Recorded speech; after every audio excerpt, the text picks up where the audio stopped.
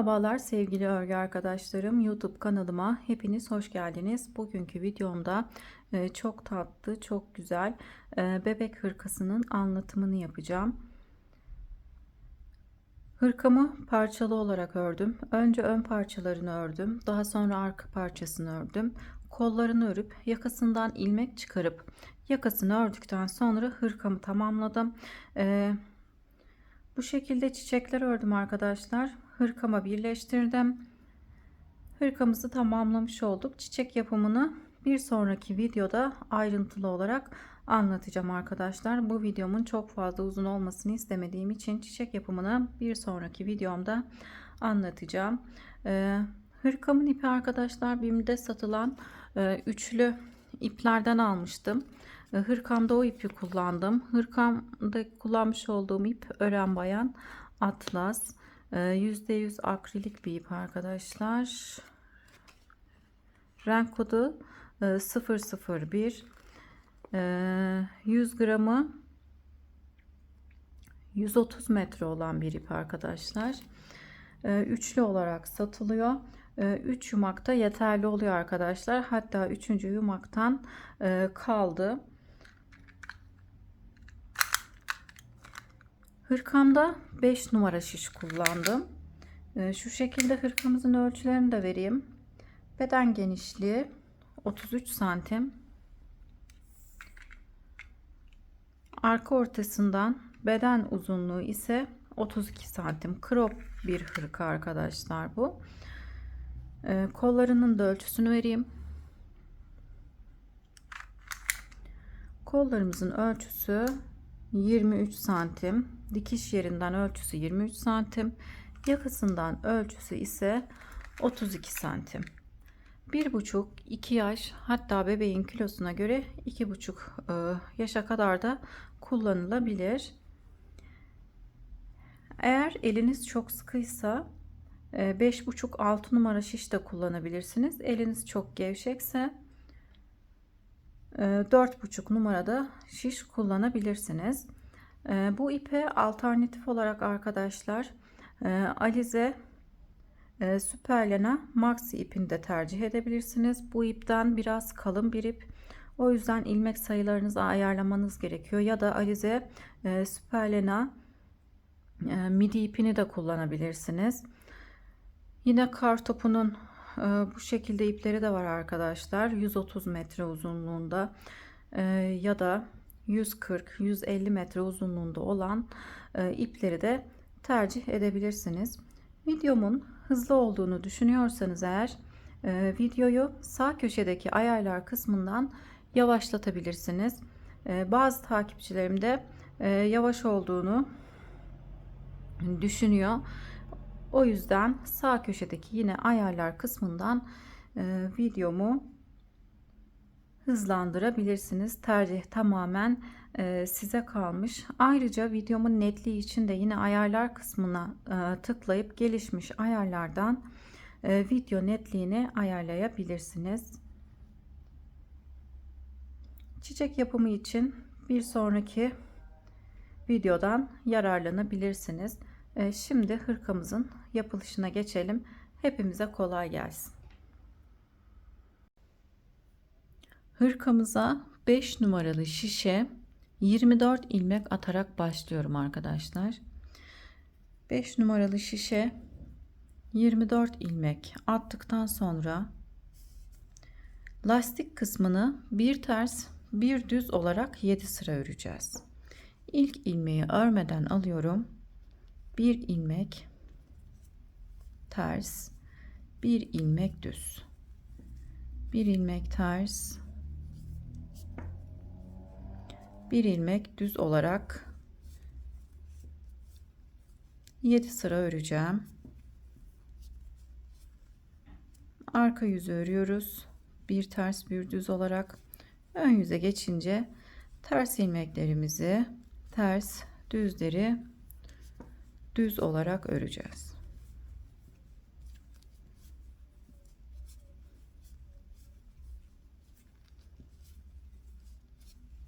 Lastik kısmı için 7 sıra bir ters bir düz örüyoruz.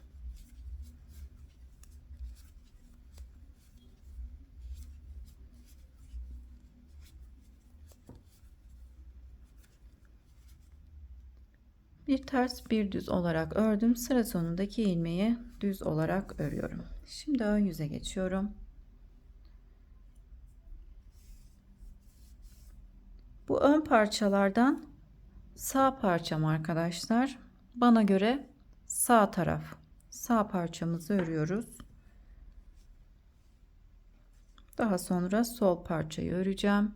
İlk ilmeği sıra başında örmeden alıp bir ilmek ters, bir ilmek düz.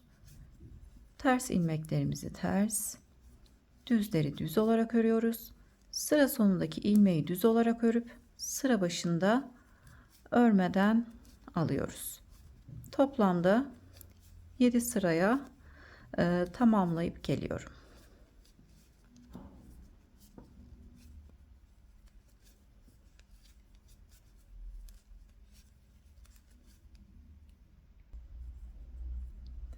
Lastik kısmını 7 sıraya tamamladım. 2, 4, 6, 7. Şimdi lastik kısmından sonra düz olarak örmeye devam edeceğim. Ön yüzde düz, arka yüzde ters olarak öreceğim. Yine ilk ilmeği örmeden alıp diğer ilmekleri düz olarak örüyorum.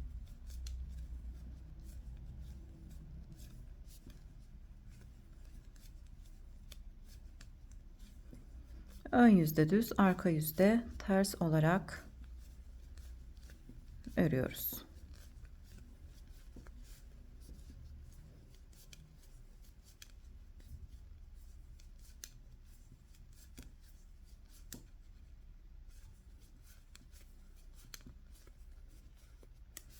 Düz olarak ördüm. Arka yüze geçtim.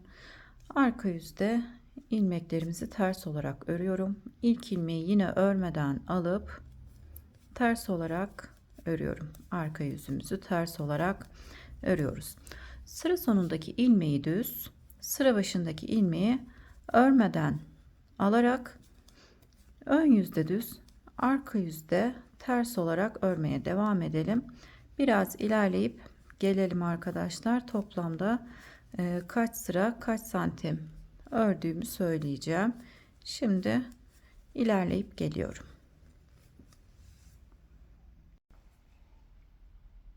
Hırkamızın sağ ön parçasını lastik kısmından sonra 24 sıra ördüm. 2, 4, 6, 8, 10, 12, 14, 16, 18, 20, 22, 24 santim olarak da ölçüsünü vereyim.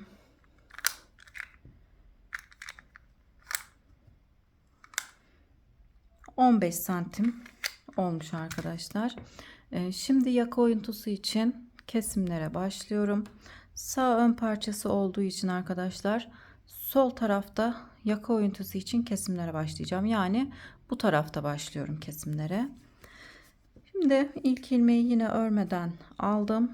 Sıra sonunda 3 ilmeğimiz kalana kadar ilmeklerimizi düz olarak örelim.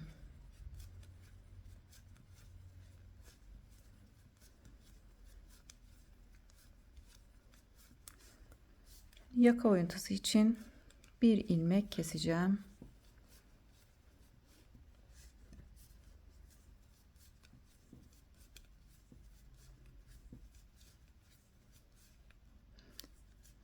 Sıra sonunda 3 ilmeğim kaldı. 1, 2, 3. Şimdi sol taraftan girip 2 ilmeği birlikte örerek burada yaka oyuntusu için bir ilmek kesiyorum. Sıra sonundaki ilmeği düz olarak örüp sıramı tamamlıyorum. Arka yüze geçtim. Arka yüzde sıra başında ilmeğimizi örmeden alıp diğer ilmeklerimi ters olarak örüyorum. Sıra sonunda bir ilmeğimiz kalana kadar ilmeklerimizi ters olarak örelim. Sıra sonunda bir ilmeğim kaldı. Sondaki ilmeği düz olarak örüp arka yüzü tamamlıyorum. Ön yüze geçtim. Şimdi bu sırada kesim yapmadan ön yüzümüzü düz, arka yüzü ters olarak öreceğim. Kesimlerimizi ön yüzde yapıyoruz.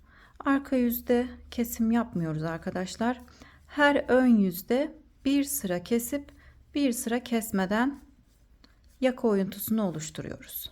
Bir önceki sırada kesim yaptığım için bu sırada yakası için kesmeden ilmeklerimi düz olarak örüyorum. Bütün ilmeklerimi düz olarak ördüm. Sıra sonundaki ilmeğimi de düz olarak örüyorum. Arka yüze geçtim. Arka yüzde sıra başındaki ilmeği örmeden aldım. Diğer ilmekleri ters olarak örüyorum. Sıra sonunda bir ilmeğimiz kalana kadar ilmeklerimizi ters olarak örelim. Sıra sonunda bir ilmeğim kaldı. Sondaki ilmeği düz olarak örüp ön yüze geçiyorum. Bir önceki sırada yakası için kesim yapmadığım için bu sırada yakası için bir ilmek keseceğiz. İlk ilmeği örmeden alıyorum. Sıra sonunda 3 ilmeğim kalana kadar ilmeklerimi düz olarak örüyorum. Ön yüzde bir sıra kesim yapıyoruz. Bir sıra kesim yapmadan devam ediyoruz.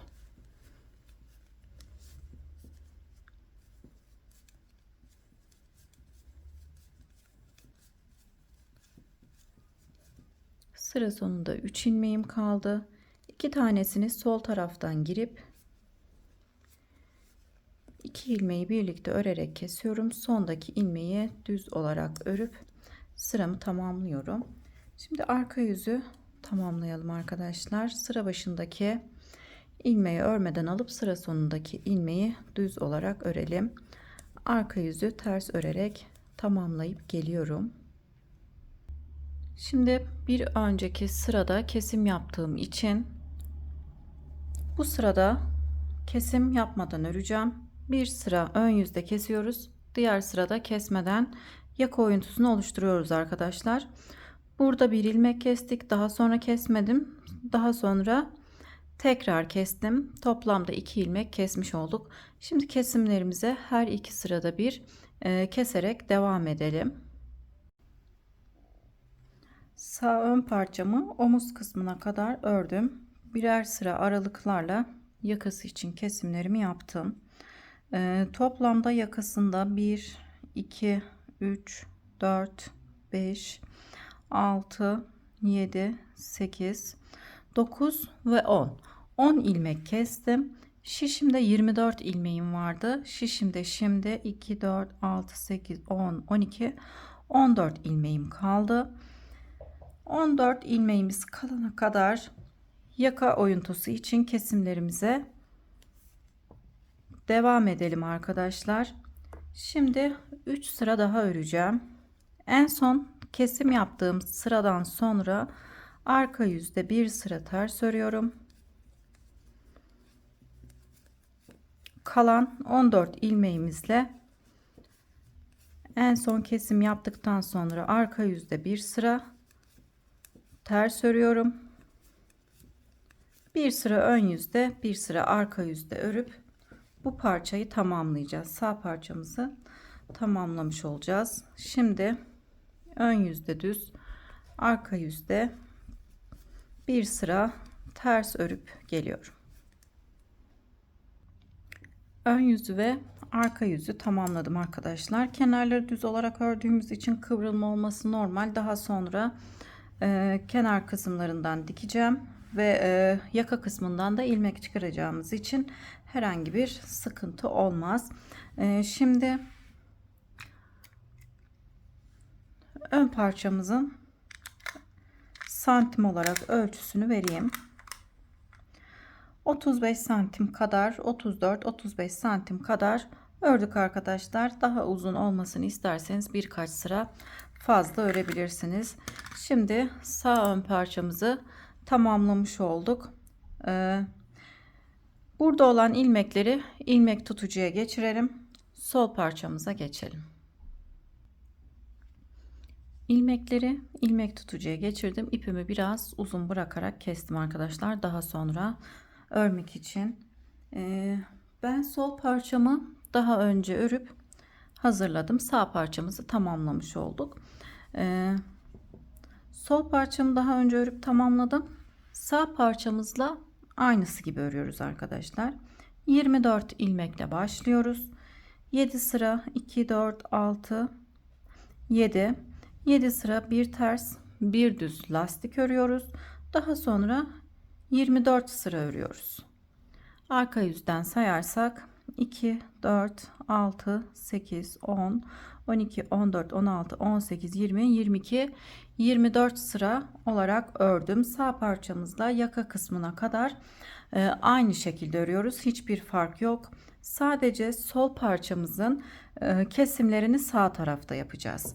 Sağ parçamızın kesimlerini sol tarafta yapmıştık, yaka oyuntusunu sol tarafta, sol parçamızın da yaka oyuntusunu sağ tarafta yapacağız. Şimdi sol parçamızın yaka oyuntusunu nasıl yapıyorum onu göstereceğim. Sol parçamızın yaka oyuntusu için sıra başında kesimler yapıyoruz. İlk ilmeği örmeden aldım.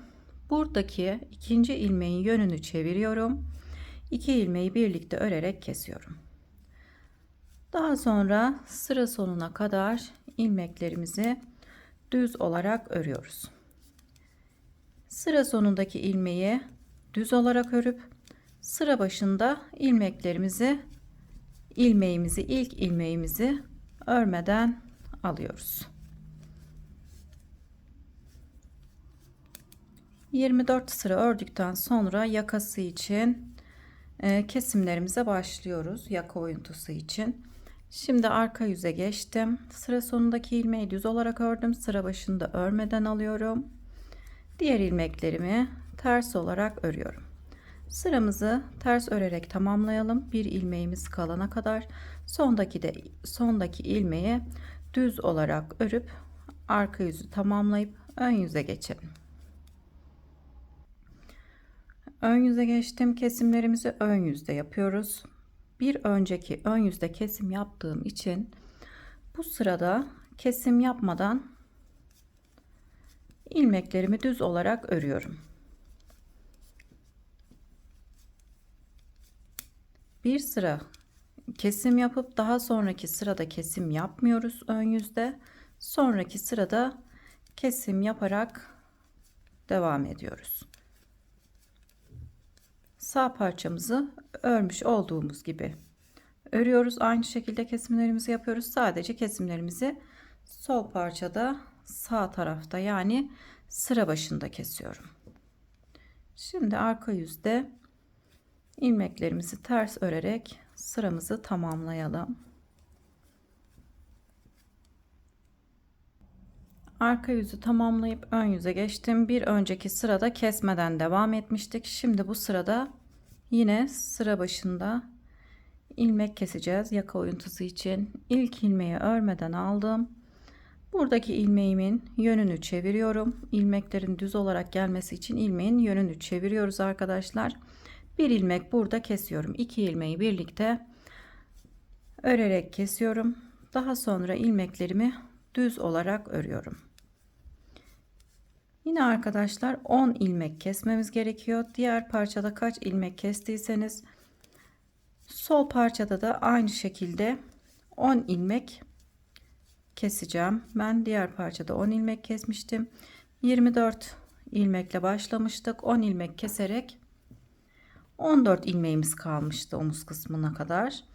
Yine aynı şekilde bir sıra ön yüzde keselim. Daha sonraki ön yüze geldiğimizde kesmeden örelim. Sonraki sırada tekrar keserek kesimlerimize devam edelim. 10 ilmek kestikten sonra da bir sıra arka yüzde, bir sıra ön yüzde ve tekrar arka yüzde örerek toplam boyunun 34-35 santim olana kadar örelim arkadaşlar. Bu ölçüler elinizin sıkılığına ve şişinize, ipinize göre değişiklik gösterebilir. O yüzden 34-35 santim olana kadar sol parçamızı da örüp tamamlayalım. Arka parçamıza geçelim. Sol parçamı da sağ parçamı örmüş olduğum gibi ördüm arkadaşlar. Aynı sırada örüp sol parçamı da tamamladım. İlmeklere ilmek tutucuyu geçirdim. Yine daha sonra omuzlarını birleştirmek için de ipimi biraz uzun bırakarak kestim. Ön parçalarımızı tamamlamış olduk. Şimdi arka parçamızın yapımına geçelim.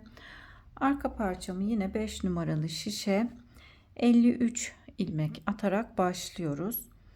Yine ön parçalarda olduğu gibi 7 sıra bir ters bir düz lastik örüp daha sonra ön parçalarımızı kaç sıra ördüysek arka parçamızı da o sırada örüp tamamlayacağız. Yine sıra başındaki ilk ilmeği örmeden alıp sıra sonundaki ilmeği düz öreceğiz. Sıra başında tekrar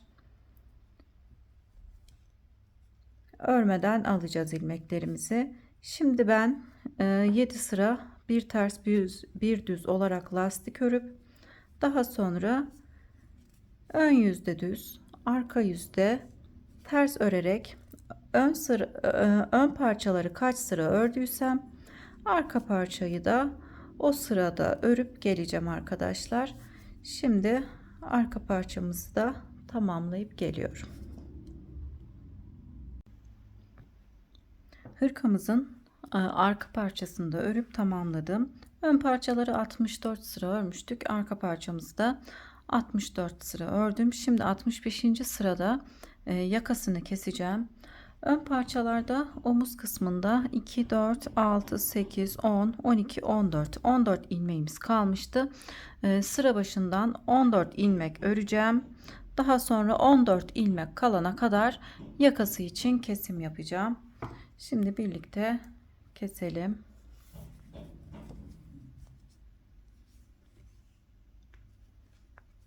İlk ilmeği örmeden aldım. İlmeklerimi düz olarak örüyorum.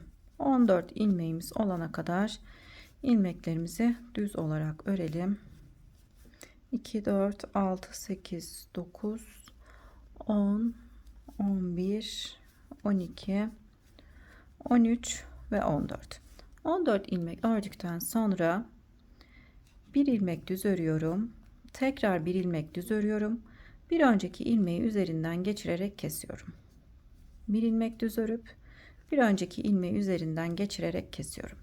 Kesimlerimizi bu şekilde yapıyorum. Hem örüp hem kesiyorum. Bir ilmek düz ördükten sonra bir önceki ilmeği üzerinden geçirerek kesiyoruz. Omuz kısmında 2, 4, 6, 8, 10, 12, 14. 14 ilmeğimiz var. Şimdi sıra sonunda 14 ilmeğimiz kalana kadar ilmeklerimizi bu şekilde keselim. 14 ilmeğim kalana kadar yakasını kestim. 2, 4, 6, 8, 10, 12, 14. 14 ilmeğim kaldı. Şimdi 14 ilmeğimi düz olarak örüp sıramı tamamlayacağım.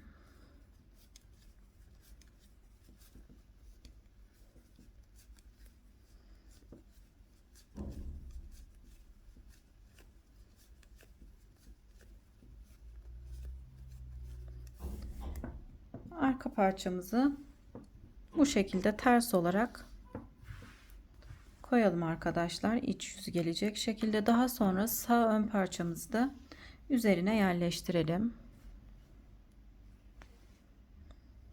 Şişimi bu şekilde takmıştım ama şişimin yönünü değiştiriyorum.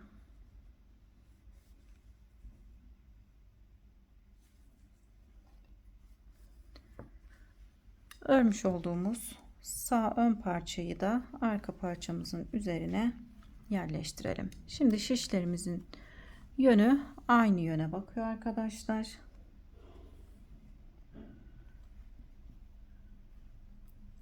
İlmek tutucudan ilmeklerimi çıkardım. Yine 5 numaralı şişe geçirdim. Bu şekilde arka parçanın üzerine sağ ön parçamızı koyduktan sonra bir ilmek arka parçadan, bir ilmek ön parçadan alarak tek şişe geçireceğiz ilmeklerimizi. Bir ilmek arka parçadan, bir ilmek ön parçadan alarak tek şişe geçirelim.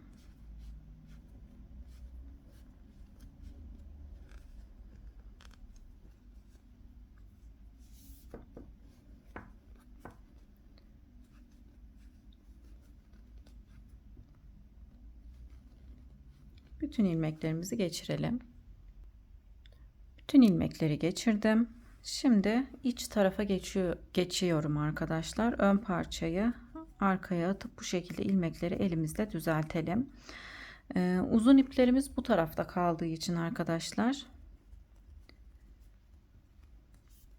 buradaki şişe ilmeklerimi geçiriyorum. Diğer tarafa geçebilmek için.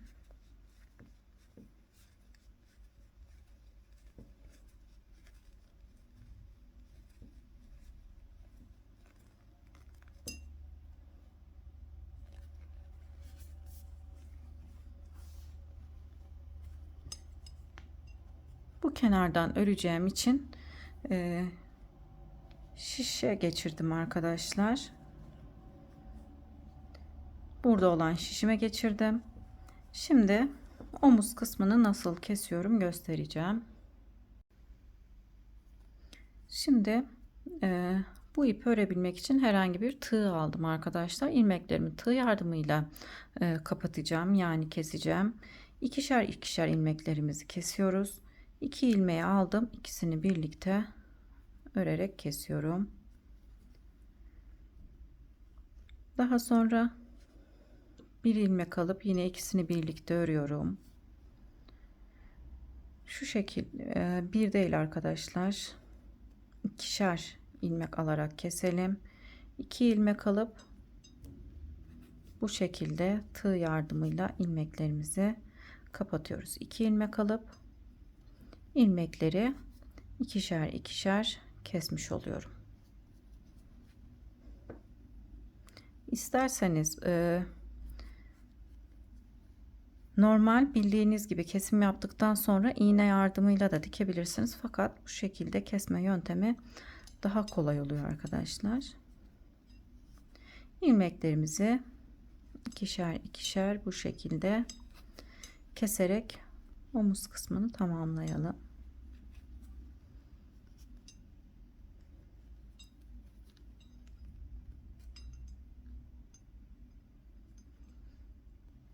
Bütün ilmeklerimi kesip tamamladım. İçten görüntüsü böyle. Tığ yardım şişle de kesimi yapıyorduk arkadaşlar. Daha önceki videolarımı izlediyseniz görmüşsünüzdür. O zaman üçer üçer ilmek keserek omuz kısmını kesiyordum. Fakat bu ipimiz kalın olduğu için üçer üçer kesersek iç kısımda kalın bir görüntü olur. Çirkin durmasın diye bu şekilde tığ yardımıyla ikişer ikişer kestim. İçten görüntüsü böyle. Dıştan görüntüsü de böyle. Gerçekten düzgün bir birleştirme tekniğini kullanmış olduk. Kalın iplerinizi de bu şekilde tığ yardımıyla kesebilirsiniz. Dikmek için uğraşmayın arkadaşlar. Bu yöntem gerçekten kolay bir yöntem. İpimi sıkıştırıp keseceğim. Şimdi diğer omzumuzu birleştirmeye geçelim. Bu sağ parçamızı birleştirdik. Şimdi sol parçamı birleştirmeye geçelim. Sağ parçamı arka parçanın üzerine yine bu şekilde sol parçamızı arka parçamızın üzerine bu şekilde yerleştirelim. Şişlerimizin aynı yöne bakmasına dikkat edelim arkadaşlar. Sol parçamın ilmeklerini ilmek tutucudan çıkarıp 5 numaralı şişe geçirdim. Diğer omuzda olduğu gibi bir ilmek ön parçadan bir ilmek arka parçadan alarak 5 numaralı şişe geçiriyorum.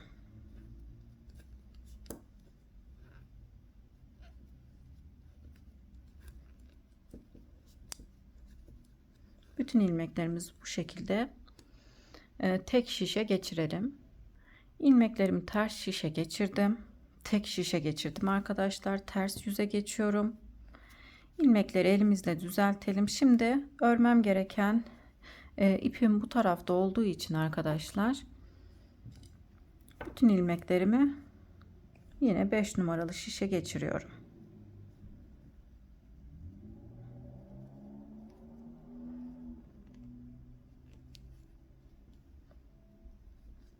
Şimdi bütün ilmeklerimi geçireceğim.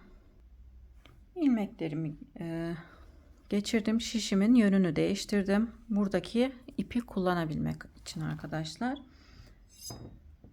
Yine tığ yardımıyla ilmeklerimi ikişer ikişer keseceğim.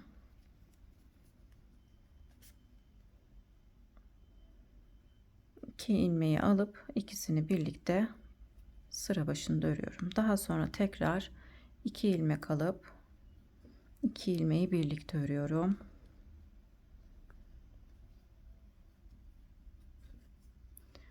Diğer omzumuzu kesmiş olduğumuz gibi ilmeklerimizi kesiyoruz. İkişer ikişer kesiyoruz. İpimiz kalın olduğu için bu şekilde kesiyorum. Bütün ilmekleri bu şekilde kesip bu omzumuzu da tamamlayalım. Omuz kısımlarını birleştirdikten sonra kollarını örmeye geçelim arkadaşlar. Kolları için ilmek çıkaracağım. Yan kısımdan ilmek çıkaracağız. İpimi buraya bağladım. Şimdi nereye bağladım? Hem santim olarak ölçüsünü vereyim hem de sıra sayısını vereyim.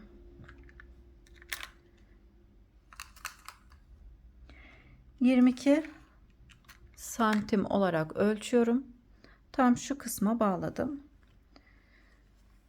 Lastik kısmından sonra da sayalım. 2, 4, 6, 8, 10, 12, 14, 16, 18, 20, 22, 24, 26, 28, 30, 32, 34, 36. 36, 37. sıraya ipimi bağladım. Şimdi tığ yardımıyla ilmek çıkaracağım.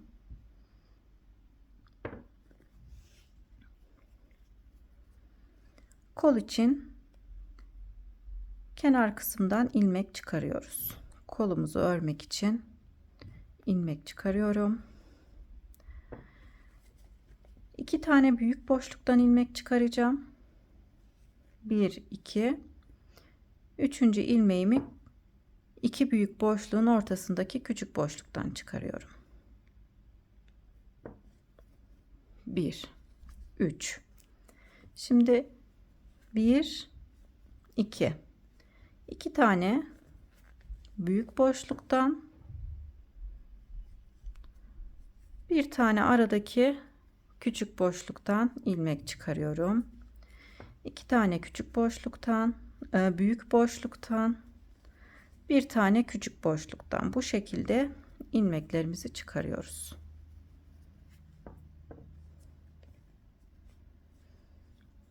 Bir, iki,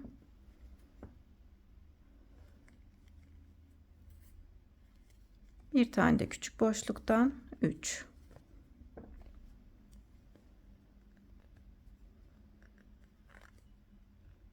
Bir, iki, bir tane de küçük boşluktan 3. Şimdi omuz kısmına kadar ilmeklerimizi çıkararak gelelim.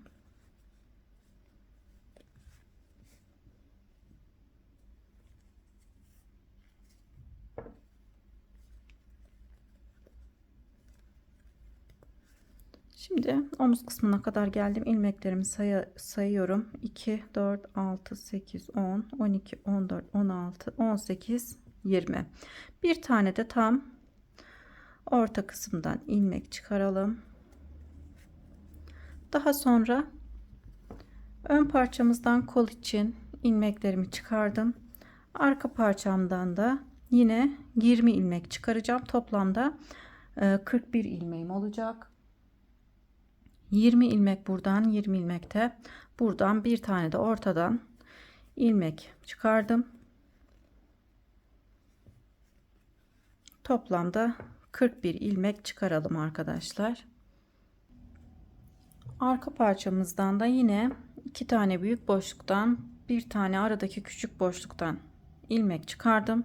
20 ilmeğim burada, 20 ilmeğim de burada var. Ortadan da bir ilmek çıkardım. Toplamda 41 ilmeğim oldu. Şimdi arka yüzde ilmeklerimizin tamamını ters, ön yüzde ise düz olarak öreceğiz. İlk ilmeği ters olarak örüyorum. Sıra sonunda bir ilmeğimiz kalana kadar ilmeklerimizi ters olarak örelim. Arka yüzde ters olarak örelim. Sıra sonunda bir ilmeğim kaldı. Sıra sonundaki ilmeği düz olarak örüyorum. Sıra başında örmeden alacağım. Kenarları bu şekilde öreceğiz arkadaşlar. Sıra sonundaki bir ilmeği örüp sıra başındaki ilmeği örmeden alacağız. Ön yüzde düz, arka yüzde ters olarak kolumuzda ilerleyelim arkadaşlar.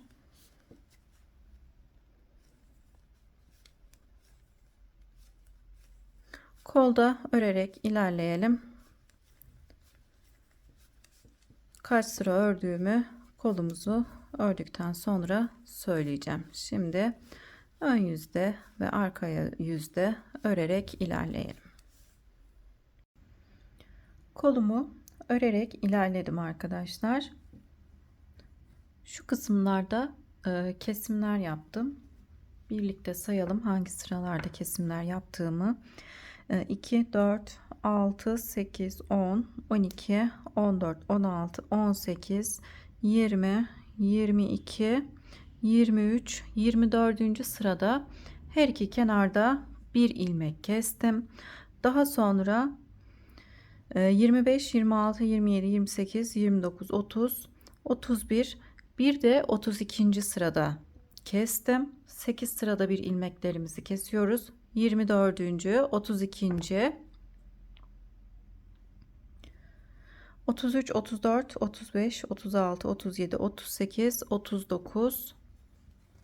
Şimdi ön yüzde 40. sıradayım arkadaşlar. Kesimlerimi nasıl yapıyorum göstereceğim. 24, 32 ve 40. sıralarda kesimlerimiz oluyor. Hem bu tarafta hem bu tarafta kol için kesimler yapıyoruz. Kesimlerimi şu şekilde yapıyorum. İlk ilmeği aldıktan sonra ikinci ilmeğin yönünü çevirip iki ilmeği birlikte örerek kesiyorum. Daha sonra sıra sonunda 3 ilmeğimiz kalana kadar ilmeklerimizi düz olarak örelim. Toplamda 6 ilmek kesmiş oluyoruz. 3 ilmek burada, 3 ilmek de bu kenarda kesmiş oluyoruz arkadaşlar. Kolumuzda 41 ilmeğimiz vardı. 6 ilmek kesince kolda 35 ilmeğimiz kalıyor.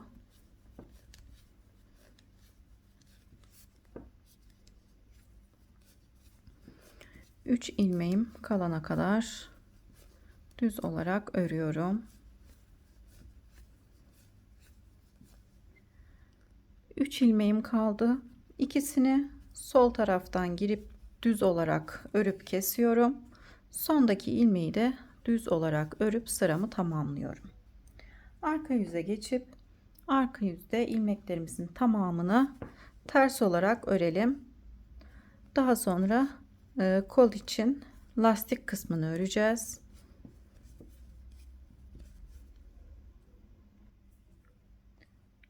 Arka yüzü tamamladım. Şimdi arka yüzü tamamladıktan sonra hemen kol lastiğimizi örmeye geçelim. Fakat bu sırada örerken kesimlerimiz olacak. 5-6 ilmek keseceğiz. İlk ilmeğimi örmeden aldım. Bir ilmek ters örüyorum. Bir ilmek düz örüyorum. Şimdi ters örerken iki ilmeği birlikte örüyorum. Burada bir ilmek eksiltmiş oluyorum. Bir ilmek düz, bir ilmek ters, bir ilmek düz, bir ilmek ters örüyorum. Tekrar bir ilmek düz örüp şimdi ters ilmeğimi yine iki ilmeği birlikte örüyorum. Burada yine bir ilmek eksiltmiş oluyorum. İkinci ilmeğimi kesmiş oldum. Bir ilmek düz, bir ilmek ters, bir ilmek düz, bir ilmek ters örüyorum. Tekrar bir ilmek düz örüyorum. Yine iki ilmeği birlikte örerek kesiyorum. Üçüncü ilmeğimi kestim.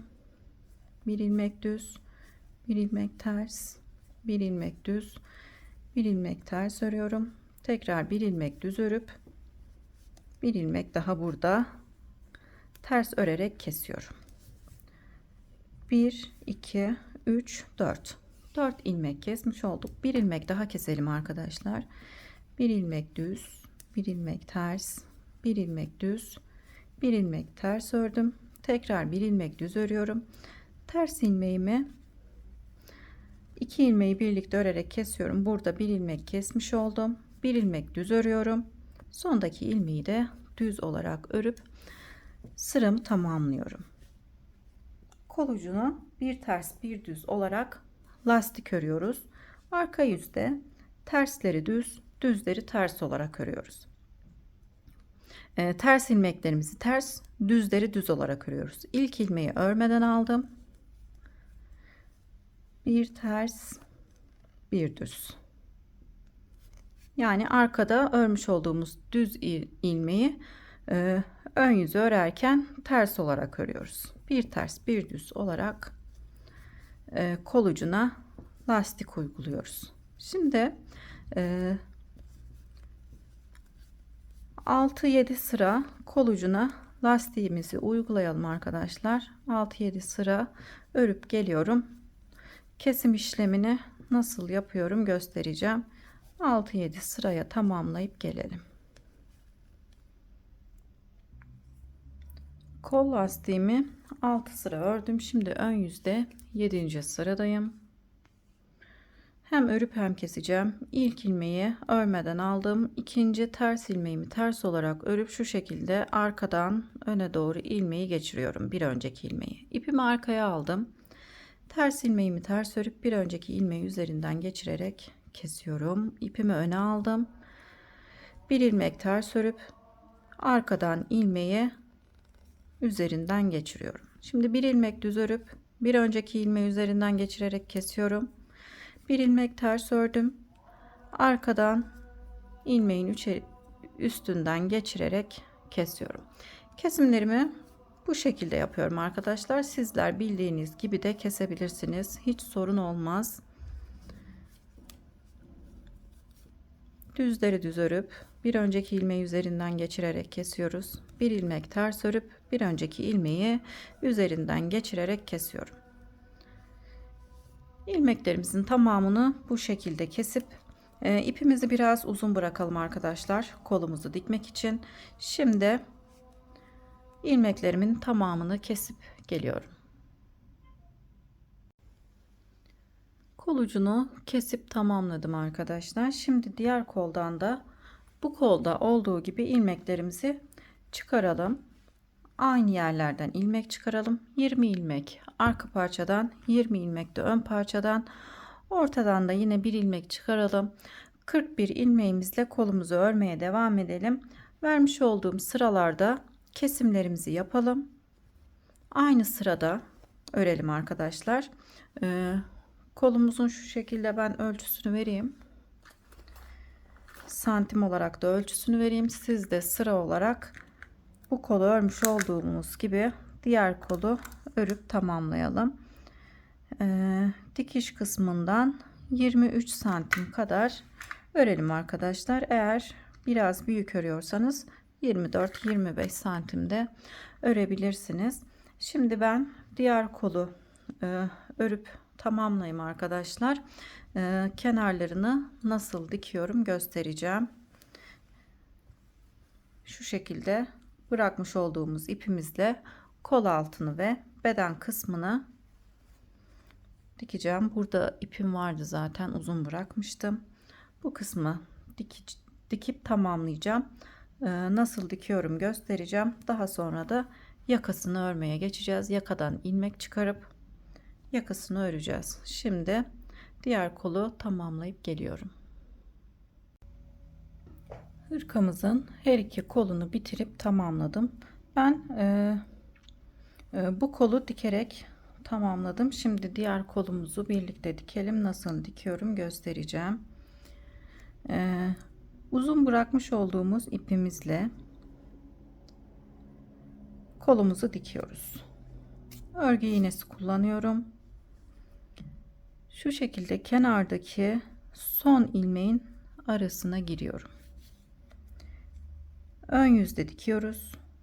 Daha sonra diğer tarafta yine sol ilmeğin arasına girip bu şekilde sıkıştırarak dikiyorum.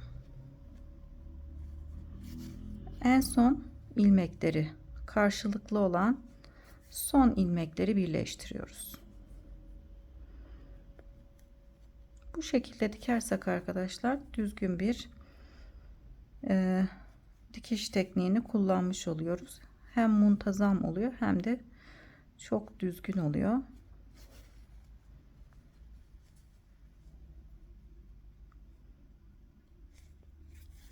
Bu şekilde kolumuzu dikerek tamamlayalım. Son ilmeklerin arasına girerek dikiyorum.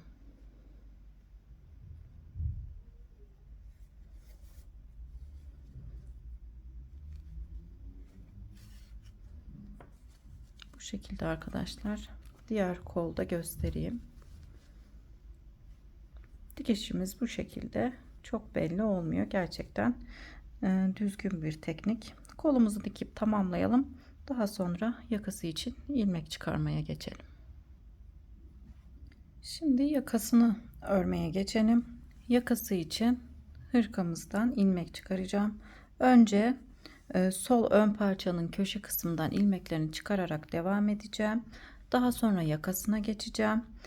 Yakasında tam ilmekleri şu kısımlardan görmüş olduğumuz diş diş olan kısımlardan ilmeklerimizi çıkaracağım. Daha sonra sağ parçanın ön kısmından çıkarıp misinalı şişle yakasını lastik kısmını örmüş olduğumuz gibi bir ters bir düz olarak öreceğiz. Şimdi ipimi arka kısma bağladım. İlk ilmeğimi çıkarıyorum. Önce düz şişe ilmeklerimi çıkarıp daha sonra misinalı şişe geçeceğim. Siz direkt misinalı şişe geçebilirsiniz arkadaşlar. İlmeklerinizi misinalı şişe alabilirsiniz.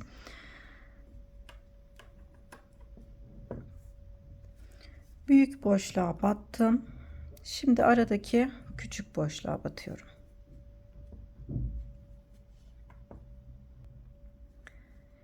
İki kez büyük boşluğa batıyoruz. 1 2. Şimdi iki büyük boşluğun arasındaki küçük boşluğa batıyoruz.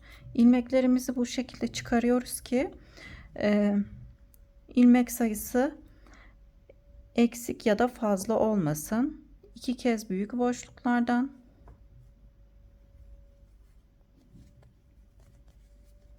bir kez de iki büyük boşluğun arasındaki tam şuradan aradaki küçük boşluktan ilmeğimi çıkarıyorum. Bir büyük boşluktan, ikinci ilmeği de büyük boşluktan çıkarıyorum. Daha sonra aradaki küçük boşluktan ilmeğimizi çıkararak yakasından ilmek almaya devam edelim arkadaşlar.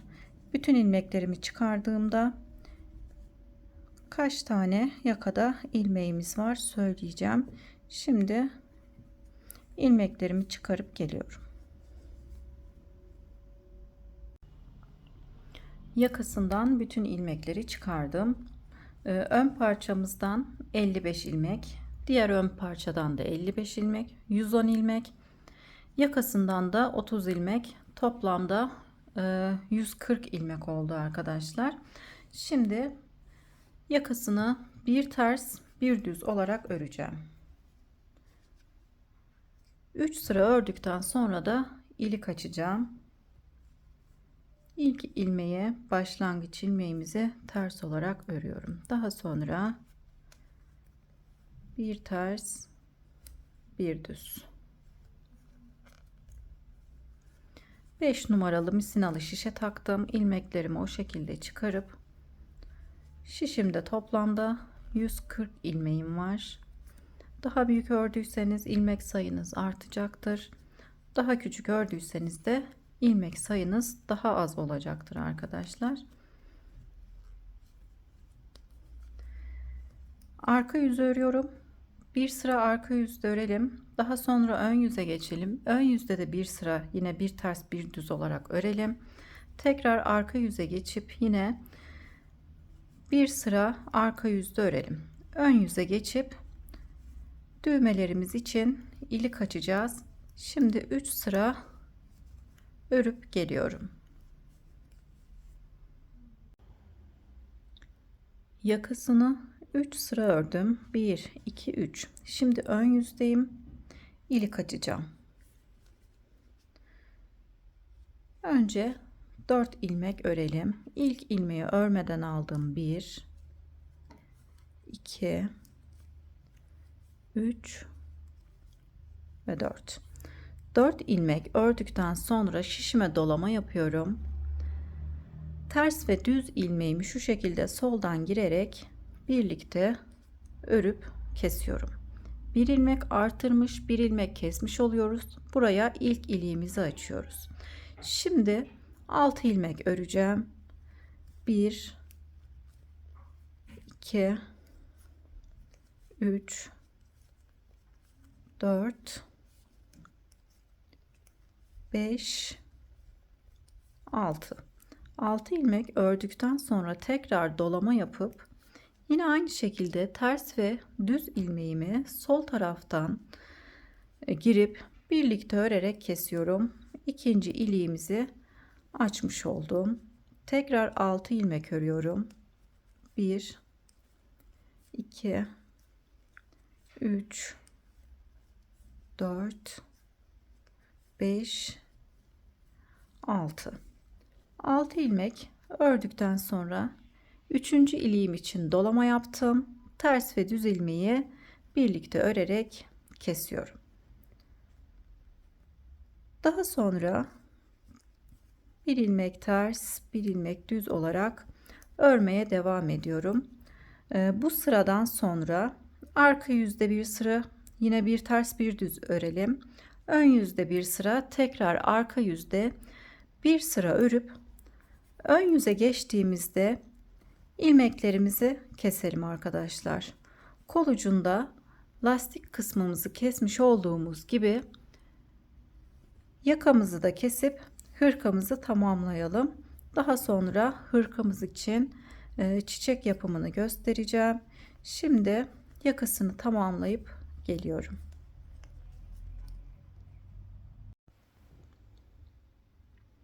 Yakasını kesip hırkamı tamamladım. Daha sonra çiçeklerimi yapıp hırkama birleştirdim arkadaşlar. Çiçek saplarımı yapıp hırkamı tamamladım. Çiçek yapımını bundan sonraki videomda anlattım arkadaşlar. Çiçek yapımını ayrı olarak anlattım. Çünkü biraz uzun bir videoydu arkadaşlar. Bu videonun çok fazla uzun olmasını istemedim. Çiçek yapımını ayrı bir videoyla anlattım. O videomu izleyerek çiçekleri yapabilirsiniz arkadaşlar. Gerçekten çok güzel bir model oldu. Ben çok sevdim. Çok tatlı, kız bebeklere de çok yakışan bir hırka arkadaşlar. Bu çiçekleri farklı bebek hırkasında, bebek yeleklerinde ve bebek kazaklarında kullanabilirsiniz. Gerçekten çok güzel. Beni buraya kadar izlediyseniz çok teşekkür ederim. Kanalıma abone değilseniz de ücretsiz olarak abone olabilirsiniz. Videomu beğendiyseniz beğenmeyi ve yorum yapmayı unutmayın. Yeni videolarımdan haberdar olmak isterseniz de bildirim zilini açabilirsiniz. Bir sonraki videomda görüşmek üzere. Şimdilik hoşça kalın.